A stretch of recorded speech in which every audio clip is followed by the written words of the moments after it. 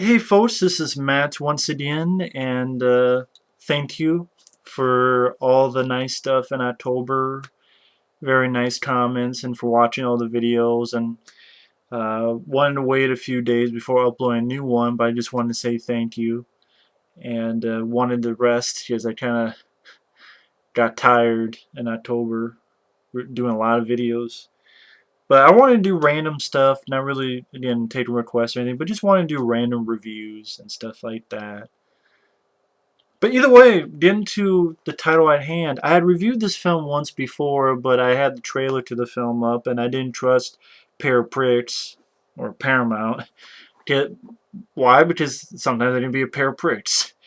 But that's fine, because this is a film. Films like these I like talking about because they're underrated. I think this film is criminally underrated.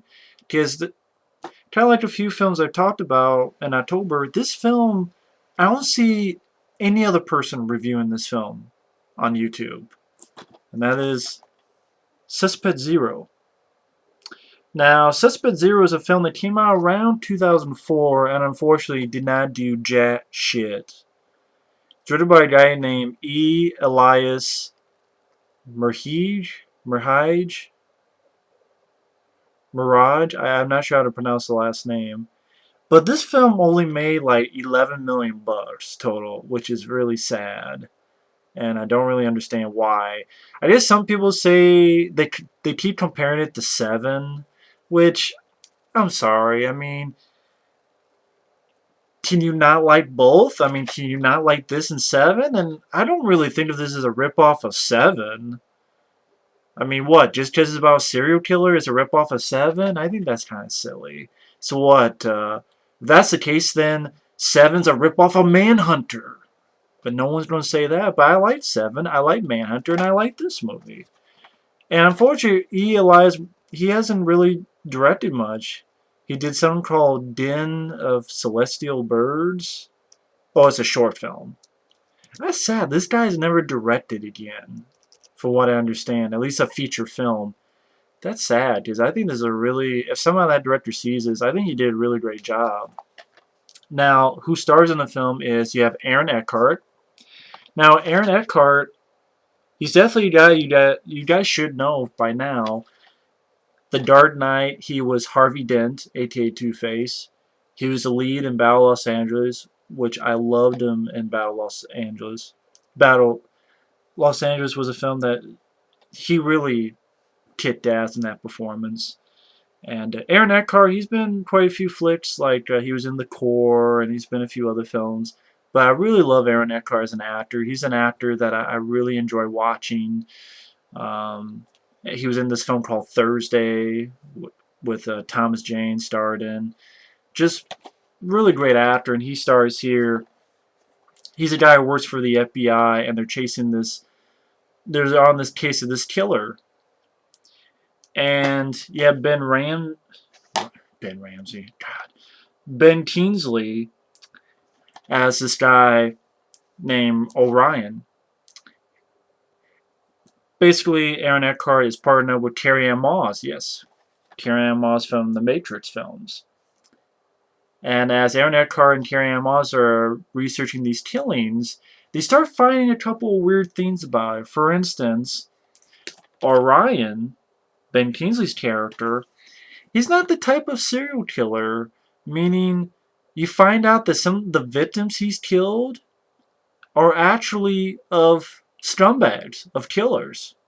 For instance, there's a sequence where one thing leads to another, and you find out this person um, has a lot of graves in his backyard, pretty much. Like, pretty much it's a guy targeting serial killers. So I'm like, Dexter? Before Dexter? You know, and I really like that idea. But this did do it before Dexter. I'm not saying it's original, it's the first one to ever do it, but and Ben Kingsley kicked ass in the role. And especially when you see in a second viewing, you're like, oh wow, the people he's doing this to are real scumbags. You're kind of like, wow, Ben Kingsley really kicked ass. And I really liked Aaron Eckhardt's performance. And I thought it was a very well shot film. I think the director really did his job well. I guess if people don't think of it as Seven, I'm like, that's a bad thing. because I liked 7. But not only is Orion, Ben Kingsley's character, doing that, but he has this thing where you find out he's part of this project called Project Icarus. And it's a project dealing with remote viewing. And this is an idea I really was interested in. I thought it was a really unique, cool, cool thing where he and others were trained to basically sit down like this and have like a piece of paper and like a something to draw with. And somehow they're able to see where a person is, where a killer is, basically to train them to sort of be, well, remote viewing, to be able to try to visualize where the killer is and just draw. Sort of like they're in this zone, they're so almost like hypnotized, but not really. It's sort of able to draw where the person, something that's going to happen in the future, something where pertaining to the killer they're looking for. I like that idea. The way it's handled and the way it explains in the movie better than I could. I thought it was a really intriguing idea and premise. And apparently Orion, Ben Kingsley's character, what he's doing is he's searching for this character called Suspect Zero. Apparently, like the ultimate serial killer. This is like a person who has like hundreds of victims to its name. Someone completely random. So that's what Ben Kingsley is trying to do. He's trying to locate this ultimate killer, serial killer called Suspect Zero. And then you get the question where Aaron Eckhart asks, could Ben Kingsley's character, is he Suspect Zero, but he doesn't know it? Or will Aaron Eckhart have to help Ben Kingsley? And you get this sort of other little thing where Ben Kingsley is almost kind of like wants to teach Aaron Eckhart about remote viewing. It's like you got the makings of it. Maybe you can do what I'm doing. And you did a little bit of that, but I don't want to spoil the whole thing so that you guys can see the film. But that little aspect of it, granted, maybe they could delve a little bit deeper into that because it was really intriguing. But what it's there, I thought it was a very interesting angle as well. And again, Aaron Eckhart is a really, I love this guy as an actor, and he really does an excellent job in this film. This is a film that just really is such an interesting, solid flick that I don't understand why this film is so unknown. I mean, the cast, Aaron Eckhart, Ben Kingsley, Carrie-Anne Moss, Clint Mansell did the score. That's definitely a recognizable name. Since I still have time left, I should have thought of this before, but I want to check out who did the script to this, because I thought the script was actually pretty good. Definitely like the ideas.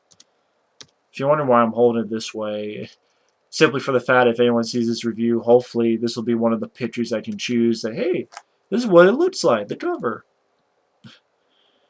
Zap Penn. Why does that name sound familiar? Zap Penn. That name does sound familiar. Who'd help with the story. Oh, shit. Wow. Zap Penn. He helped. I guess he was one of the guys who came up with the story of Last Action Hero. He wrote Elektra.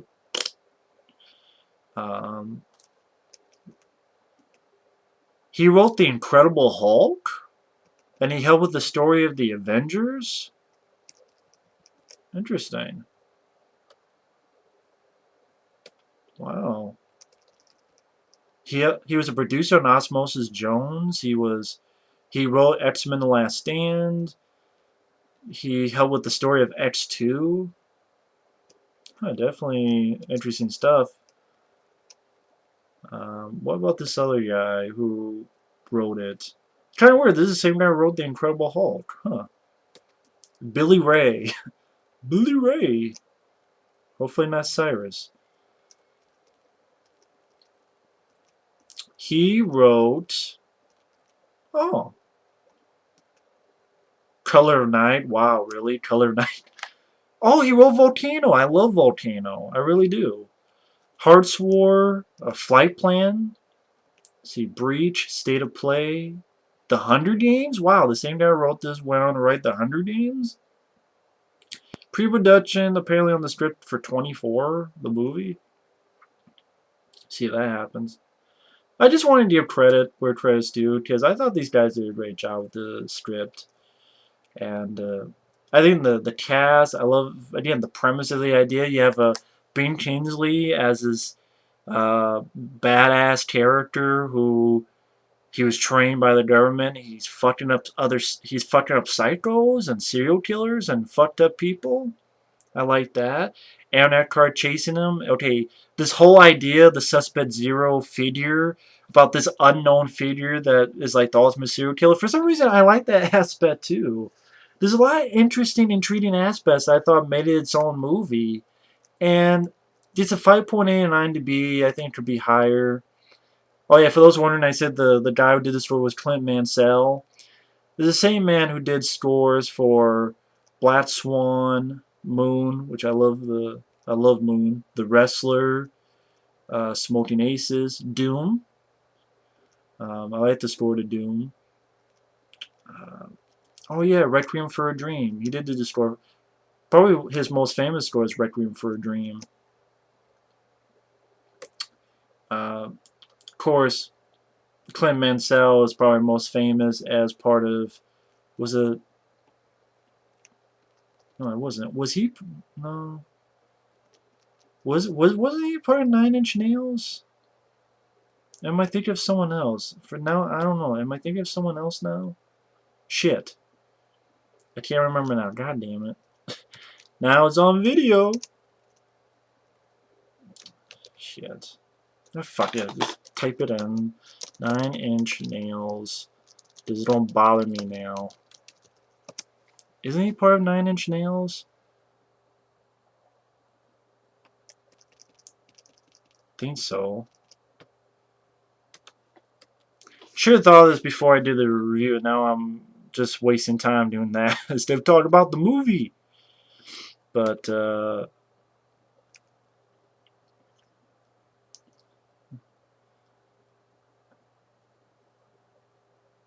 he performed backing vocals of the 1999 album The Fragile by 9 Inch Nails. I was probably thinking of Trent Reznor more, but he was involved with 9 Inch Nails at least a little bit. Okay, but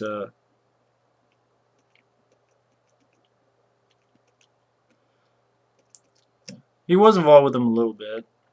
He was former lead singer and guitarist of the band Pop Will Eat Itself. Never heard of that band.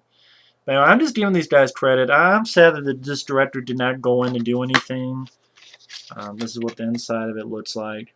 And yeah, I like this simple yet effective figure of Suspect Zero. And again, I thought it was really interesting plot, intriguing ideas, well shot. Carrie-Anne Moss doesn't have the most to do, I'll admit. I like Carrie-Anne Moss as an actress, I really do. She doesn't really have the most to do. But I'd rather have it be her than some shitty actress or bubble-headed CW actress. But again, Carrie-Anne Moss, again, not really tons of stuff to do. But I didn't mind because I really like Aaron Eckhart. I really liked his character. I really like how he's getting really into this case and how he may be developing the remote viewing so that, who knows. This would have been a film I would love to have seen a sequel to. Like if Aaron Eckhart's character actually could do the remote viewing. Like that would be a really cool sequel. But unfortunately, this film didn't do jack shit, and no one ever talks about this film except me. I talked about it once. The review's gone, and ever since then, I'm still the only guy who ever talked about this movie. That sucks.